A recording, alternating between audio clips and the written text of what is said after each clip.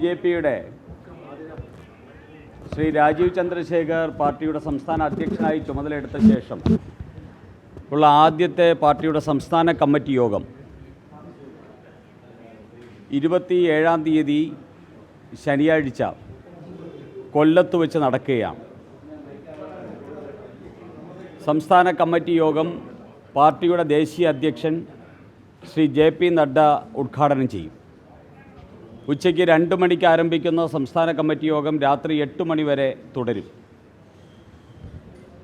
നമുക്കറിയാം, വികസിത കേരളം എന്ന ഒരു വലിയ ലക്ഷ്യവുമായി ഭാരതീയ ജനതാ പാർട്ടിയുടെ നേതൃത്വത്തിൽ കഴിഞ്ഞ 6 മാസക്കാലമായിട്ട് നടത്തിവരുന്ന പ്രവർത്തനത്തിൻ്റെ മറ്റൊരു തലത്തിലേക്ക് പാർട്ടി മാറുകയാണ്.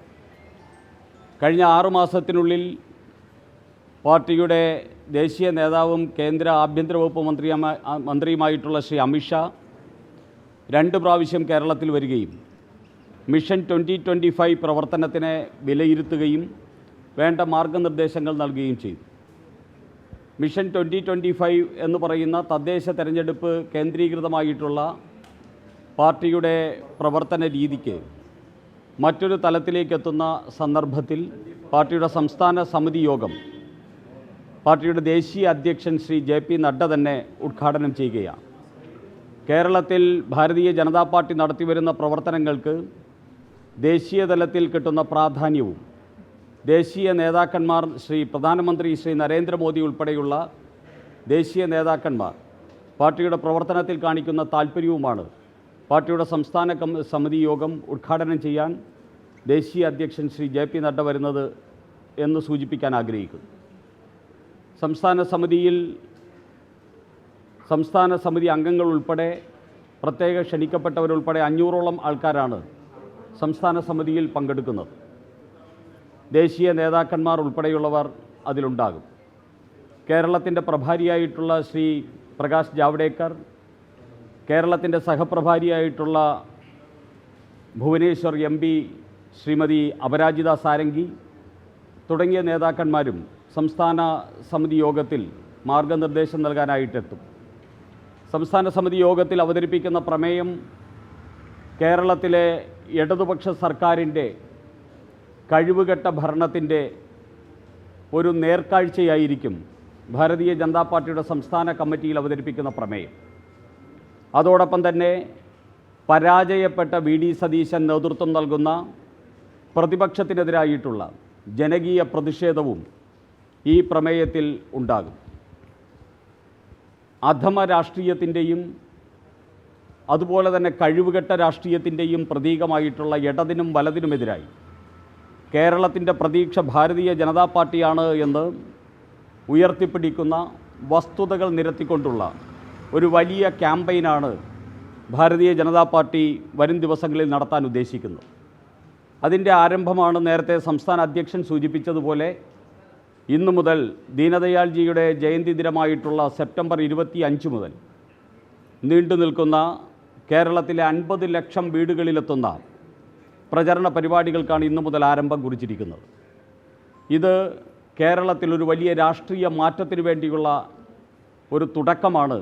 ഭാരതീയ ജനതാ പാർട്ടി കഴിഞ്ഞ 6 മാസമായിട്ട് ചെയ്തു വരുന്ന മിഷൻ 2025ൻ്റെ പ്രവർത്തനവും 27-ാം തീയതി മുതൽ ആരംഭിക്കുന്ന 2ാം ഘട്ട പ്രവർത്തനവും അതിൻ്റെ സ്വാഭാവികമായിട്ടുള്ള അവസാനമെന്ന് പറയുന്നത് കേരളത്തിലെ ഇടത് വലത് മുന്നണികളുടെ അവസാനമായിട്ട് ഭവിക്കും എന്നാണ് ഭാരതീയ ജനതാ പാർട്ടി പ്രതീക്ഷിക്കുന്നത്.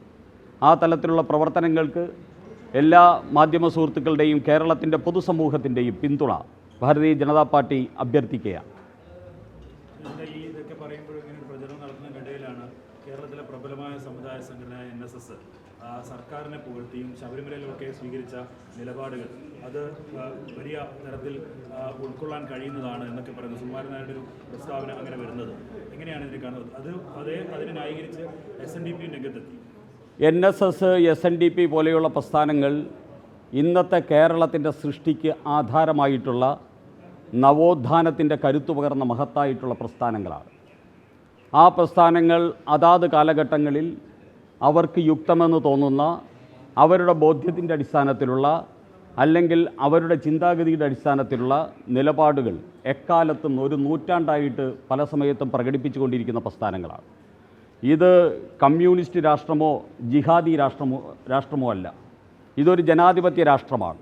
ജനാധിപത്യ രാഷ്ട്രത്തിൽ എല്ലാ സാമുദായിക സംഘടനകൾക്കും, എല്ലാ മതസംഘടനകൾക്കും, എല്ലാ രാഷ്ട്രീയ പാർട്ടികൾക്കും, എല്ലാ വ്യക്തികൾക്കും അവരുടേതായിട്ടുള്ള അഭിപ്രായം പറയാനുള്ള സ്വാതന്ത്ര്യമുണ്ട്. ആ സ്വാതന്ത്ര്യത്തെ ബഹുമാനിക്കുന്നു. BJPയുടെ പ്രഖ്യാപിതമായിട്ടുള്ള നിലപാടിനെതിരായിട്ട് മറ്റൊരു സാമുദായിക സംഘടന പറഞ്ഞാൽ അതിനെ വിമർശിക്കുകയും അതിനെ അവഹേളിക്കുകയും ചെയ്യുന്ന സംസ്കാരം BJPക്കില്ല. അതിനെക്കുറിച്ച് ഞങ്ങൾ പഠിക്കും. വേണ്ടി വന്നാൽ NSS ഉൾപ്പെടെയുള്ള പ്രസ്ഥാനങ്ങളുമായിട്ട് ഞങ്ങളുടെ എന്തെങ്കിലും ഉത്കണ്ഠയോ പ്രശ്നങ്ങളോ ഉണ്ടെങ്കിൽ അത് ചർച്ച ചെയ്യും. ആ രീതിയിലുള്ള വളരെ പോസിറ്റീവായിട്ടുള്ള ബന്ധം ഞങ്ങൾക്ക് NSS, SNDP ഉൾപ്പെടെയുള്ള കേരളത്തിലെ എല്ലാ സാമുദായിക സംഘടനകളുമായിട്ട് ഇന്ന് ഭാരതീയ ജനതാ പാർട്ടിക്കുണ്ട്. ആ ആത്മവിശ്വാസമാണ് ഞങ്ങൾക്ക് കരുത്ത്.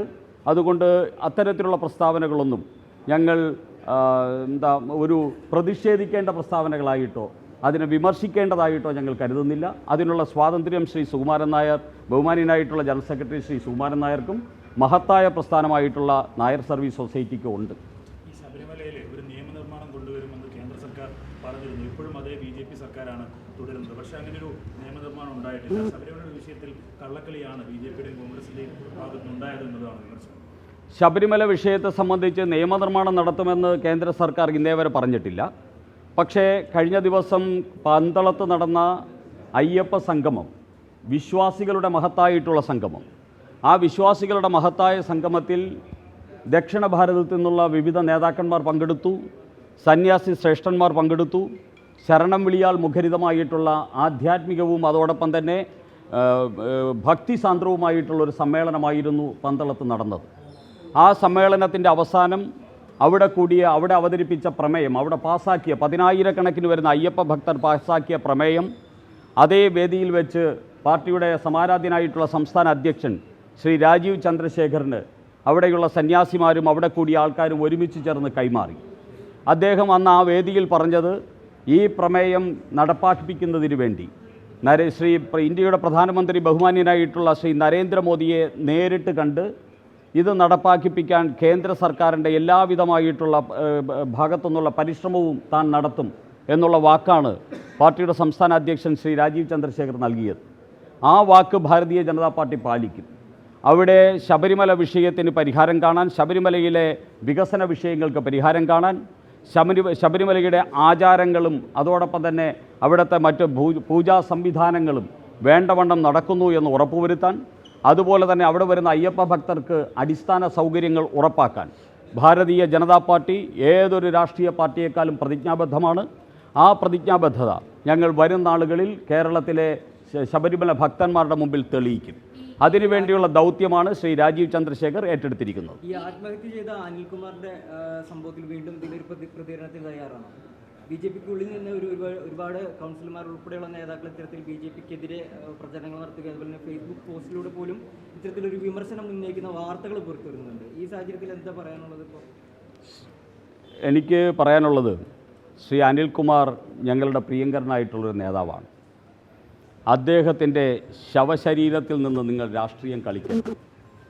അദ്ദേഹത്തിൻ്റെയും കുടുംബത്തിൻ്റെയും അദ്ദേഹത്തിൻ്റെ മരണത്തെ തുടർന്ന് നൂറുകണക്കിന് പ്രവർത്തകരുടെ കണ്ണുനീരും കുടുംബത്തിൻ്റെ കണ്ണുനീരും നിങ്ങളുടെ പ്രത്യേക താല്പര്യങ്ങൾക്ക് വേണ്ടി വിനിയോഗിക്കരുത്. പ്രത്യേകിച്ച് ദേശാഭിമാനി പത്രത്തിനോടും കൈരളി ചാനലിനോടും ഞങ്ങൾക്ക് പറയാനുള്ളത് അതാണ്. ഞങ്ങൾ കൈരളി ചാനലും ദേശാഭിമാനിയും അപവാദ പ്രചരണം നടത്തി ഞങ്ങളുടെ മരണപ്പെട്ട അനിലിനെയും അദ്ദേഹത്തിൻ്റെ ആത്മാവിനെപ്പോലും ദ്രോഹിക്കുന്ന സമീപനമെടുക്കുന്നതിനെതിരെ രാഷ്ട്രീയമായും നിയമപരമായിട്ടുമുള്ള നടപടികൾ സ്വീകരിച്ചു കഴിഞ്ഞു. ഞങ്ങൾ വക്കീൽ നോട്ടീസുകൾ അയച്ചു കഴിഞ്ഞു, കേസുകൾ ഫയൽ ചെയ്തു കഴിഞ്ഞു.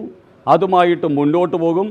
ഞങ്ങളുടെ പ്രവർത്തകരുടെ ശവത്തിൽ കുത്താനും ഞങ്ങളുടെ പ്രവർത്തകരുടെ ആത്മാവിനെ ക്രൂശിക്കാനും ഒരു മാധ്യമത്തെയും ഞങ്ങൾ അനുവദിക്കില്ല, ഒരു രാഷ്ട്രീയക്കാരനെയും അനുവദിക്കില്ല. അങ്ങേയറ്റം വരെ പോരാടേണ്ടതെല്ലാം പോരാടി മുന്നോട്ട് പോകും. ഇത്ര മാത്രമേ പറയാനുള്ളൂ. ദേശാപമാനിയോടും കൈരളിയോടും ഇത്രയേ പറയാനുള്ളൂ. നിങ്ങളുടെ മൂന്നാംകിട രാഷ്ട്രീയം ഞങ്ങളുടെ പ്രവർത്തകന്റെ ശവശരീരത്തിന്റെ പുറത്ത് വേണ്ട എന്നാണ് കൈരളിയോടും ദേശാപമാനിയോടും ഞങ്ങൾക്ക് പറയാനുള്ളത്. ആത്മഹത്യയെക്കുറിച്ച് തന്നെ പറയുന്നുണ്ട്. 6 വായ്പ